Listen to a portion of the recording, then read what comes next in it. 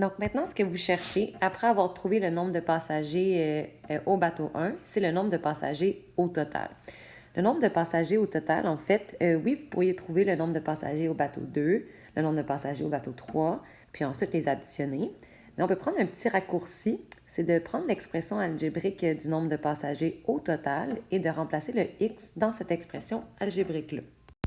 Donc, si on prend notre expression algébrique ici, on sait maintenant que la valeur de x, qui était le nombre de passagers dans le bateau 1, était de 70. Donc, je vais aller remplacer le x ici par 70.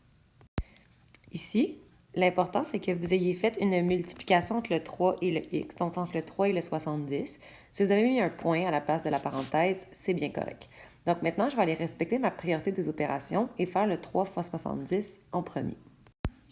Maintenant que ça c'est fait, je vais tout simplement prendre ma calculatrice et aller calculer tout ça. Et j'obtiens 780. Mais en ce moment, ma réponse n'est pas finale, il manque quelque chose.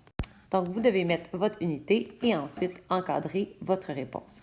Pour ceux que ça intéresse, je vais maintenant trouver le nombre de passagers dans chacun des bateaux et les additionner séparément pour être sûr que ça fonctionne.